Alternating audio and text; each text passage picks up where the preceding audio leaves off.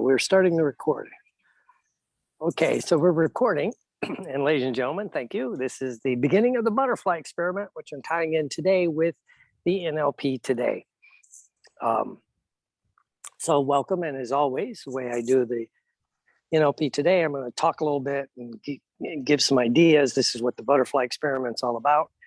And then turn off the recording. I may jump off the call because I'm actually on a movie set right now, and it's actually giving me a little brain scramble because it's being filmed in a traditional theater.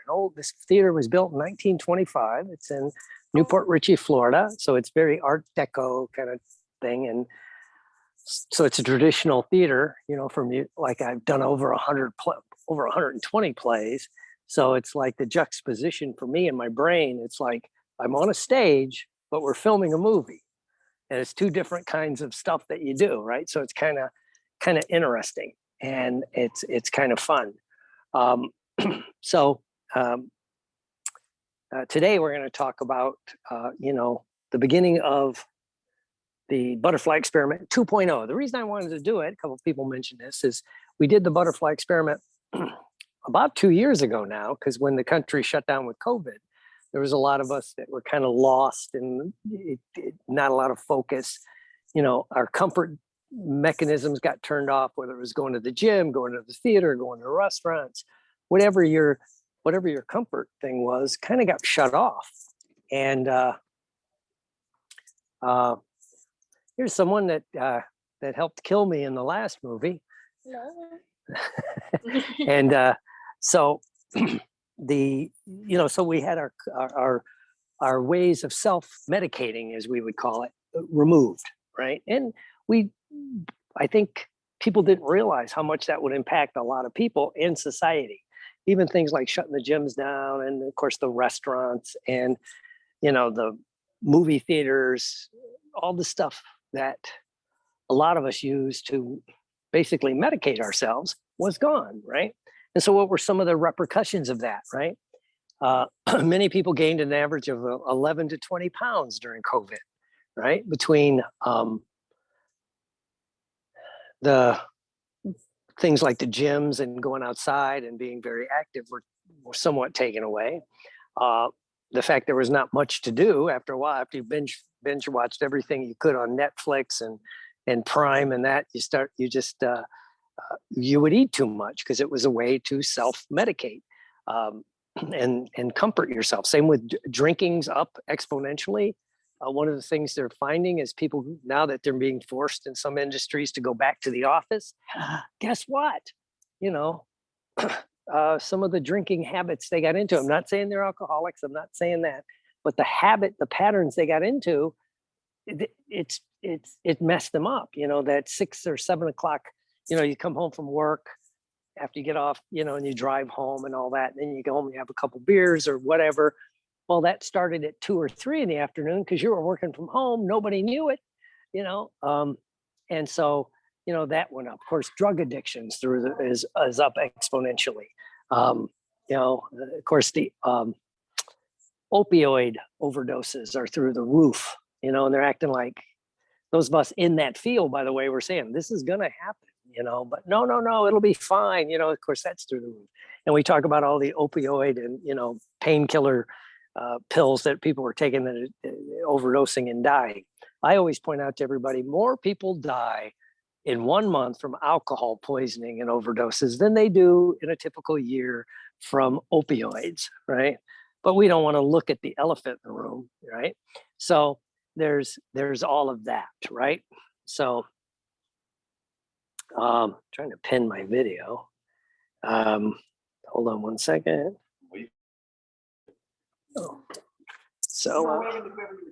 It's a conference thing. Okay. Oh, sorry, that was important. Oh, no. This is the director. This is the guy that this is Scott Tepperman, the world famous ghost hunter, by the way. Yeah. So, and he's directing this wonderful film. I'm not world famous ghost hunter, but I've been doing it for 20 years. Yeah, she's been doing this too. So we're having a lot of fun with this. But again, all alcohol through the roof thing. And then of course the eating, eating too much. And when you add increasing your caloric intake and cutting down your caloric output, you're going to gain weight. That's just, there's rules of physics, if you will, physiological things. So all these people are, and now that the world's opening up, some of these habits are there. So that's why I wanted to relaunch the Butterfly Experiment 2.0. And so I want to start with something kind of interesting because I'm standing in front of there was a murder here, right? At least on film. And so there's the crime scene tape. That's where the body was. There's the plastic we wrapped the body in. And so today I want to talk about and get started with the idea that as we come out of this, if we're going to do Butterfly Experiment 2.0 and kind of come out of the cocoon of COVID, what are today's Butterfly is about? What are your desires?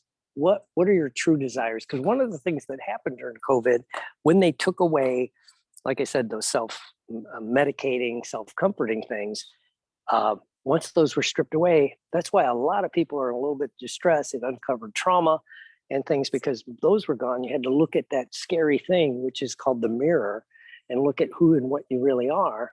And a lot of people realized they weren't happy. They might have been making great money. They might have been doing some other stuff, but they're like, I'm just not happy. What would make me happy? And of course, you had the time to think about it, right? And you couldn't hide in office politics or, if you had your own business, even the stuff that you do. That's another self-medicating thing, right? And so we have that. So when we think about desires, the reason I want to say this, and the reason I actually thought this through with the crime scene, what are your true desires, right? Yeah, absolutely. Because your desires are neither good nor bad, right? It's the judgments you place on them, right? Your desires are neither good nor bad. And I argue, as Neville Goddard and Wallace Wattles would say, your desires are God-given, especially if they come out of nowhere. Like, why would a guy like me grew up of a son of a steel worker and my mom was a cleaning lady and elevator operator, honest professions, and they're great stuff. But it wasn't in my realm to want to become an actor, right? It just wasn't. I figured I'd go away to the military like a lot of guys in my family did. And if I didn't stay in, I'd come back and work in a steel mill, because it pays good money. It's good living. So why would a guy like me, who'd never seen a play in high school, didn't do theater in high school, but in the back of my mind, I'm like, God damn it, I want to be an actor. I want to be an actor. Why? I had no experience, no reference, that was before the internet where you could look stuff up, obviously. So where did that desire come from? I have no clue, right? And then when I got exposed to the NLP and the hypnosis, I wanted to learn it. Why? That was out of my reference range. That was out of my comfort zone. It was out of everything that I do.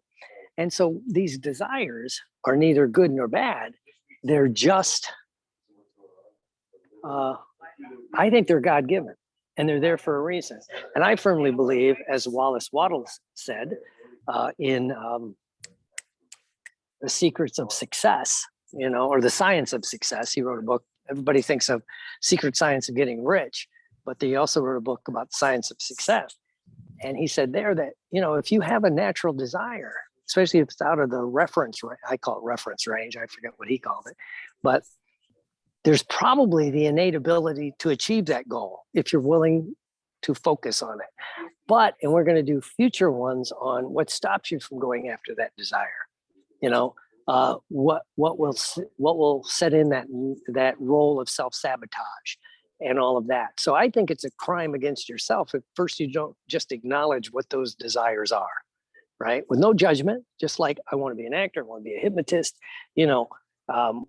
and of course, if you're in the middle of another profession and you're doing quite well, or a life, and then suddenly that a lot of these desires are ongoing, and suddenly it's like, and part of this will be, friends, family members, well-meaning will tell you, yeah, well, you don't want to do this, right? And it's kind of interesting. I just had an audition for a callback audition for a role where I was playing a dad, and my daughter's fiance or boyfriend, going to be fiance, was going to go to art school. right? And these are upper crust kind of people. And he was trying to, and the kid wanted to go to art school, study photography and art. Of course, he's like, you need to get your MBA. You can take fucking pictures on the side. That's not really a profession. Da, da, da, da, da. So it's kind of interesting. And, and of course, I have my own personal things. I had to look at it like, I know a lot of people that are like that, right? And they'll kill your dream because somehow it scares them. It's like, no, you're supposed to go get a goddamn job that you hate, that you're going to work 40 hours, 60 hours a week for the next 40 years and then retire and then probably die of frustration and cancer in 5 years because you hated your life. I don't know, but it's like, so it made me look at that part, and, and it's like, but we all that because parents, well-meaning, I'll tell the story. I had a casting director would always tell this story where she was also a coach. She would coach you as an actor. And she was very brutally honest, like what you need to do. You need to lose weight. You need to do this, whatever.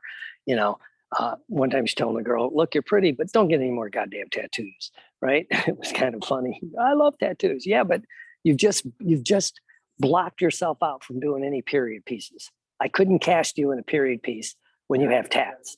Just end of story, And the girl wanted to argue. She goes, I'm just telling you, you're not Angela Jolie. They're not going to spend that $1,000 a day to cover up your tattoo. So it's kind of funny, but she's brutally honest. She was telling the story. It was about building your dream or going after your dream. What are your true desires? She goes, at least once a month, someone will call and say, so you coach actors, you give tips. Yes, I do. Good. We want you to come in. I want to book a session. I want you to talk to my son or daughter, either one. And so they come in and, the kid says, yeah, I want to be an actor, usually high school. And she tells the story of this one guy. He was a very bright young man. Dad was either a very rich business executive or a doctor, I forget. But, and so kid had the means, the ability to go to basically a big, an Ivy League school, and all that. And, and so the parent, well-meaning, is sitting there going, after they talk, she goes, well, what do you want me to do? I could coach him up on what he needs to do to become an actor. What are you going to do? This and that and the other thing. And and the dad goes, no, none of that crap. I want you to tell him to get that shit out of his head, go get his MBA or go become a doctor. And then, he can do that shit on the side. There's no reason he should chase this dream. Blah, blah, blah, blah. And so she would take that, she'd look at the person. She goes, she's had dads do it, moms. Okay, yeah, I understand. And then turn to the kid and ask him, what do you really want to do? I want to be an actor. You really want to be an actor? Yes. You realize it's a tough profession. Yes. You realize, of course, it's one of the professions where talent may not may not give you what you think it'll be. There's a lot of super talented actors and actresses that never get to the next level, right? But so how bad do you really want it? I want it really, really bad. Are you willing to do what it takes to do this, right? Yes. Well, then here's my advice. And, even what your dad said, here's my advice. I think you should go after this dream with all your heart, soul, and desire for the next few years. You're probably going to have to go to New York, LA, or LA. It's going to be a struggle. It's going to be a lot of work, and your dad just stressed with his attitude and thing. You may not have any support for that. But if you're willing to do that, go for that dream because you'll never know what it's like. And of course, at this point, she goes, you could see the smoke coming out of the parents' ears about how dare you say that. And she would always say, well, maybe he could follow your advice and go become a CPA, drink too much, get into abusive relationships because he absolutely hates his life, hates everything about him. So he's going to destroy everything around himself, yada, yada, yada. So it was a story I took to heart because she talks about there are dream builders and there's dream destroyers. A lot of people, and again, well-meaning, are dream destroyers, friends, family members, and things. I'm going to go off on a little tangent during our butterfly experiment over the next few days. They'll be shorter, by the way. They'll be like 3 minutes. They'll be on Facebook. They'll be on YouTube. They'll be on TikTok. They'll be on Instagram, so you can watch them there. And I'm going to ask that you please click like and share these and get them out there. Because I truly believe in my heart of hearts that when one or two people get better, everyone gets better around them, right? And when you look at making those changes, it makes you feel better. So today is, what are your true dreams? What are those desires and dreams that you've had that maybe you put on the back burner, that maybe have just kind of resurfaced during COVID? And now they're kind of, you're at the jump off point, where you can either put them back in the closet, you can put them back under, in the drawer, and go back to the other life, or you can begin to say, where does this desire come from? And then we can work on doing some things to get there. And it's very, some of this stuff in the butterfly experiment is very simple. It's not that hard. But so what are some of your true desires, right? And one of the rules on this, if you post it in the butterfly experiment or the NLP today or anywhere, is you have no moral or spiritual right to destroy someone else's dream in this format, if you will, in this forum, right? Whatever anyone's dream is, they can go do. Because I was telling people, now that I'm doing these films and I'm trying to work on some things, well, what about the NLP? Are you still going to do NLP training? Yes, I love NLP training. I love hypnosis training. I like going to the conferences, right? But I tell everybody, if I had the choice between, doing a really good part in a really good movie or going to a hypnosis conference, I'm sorry, I'm doing the movie, and a lot of people don't understand that, right?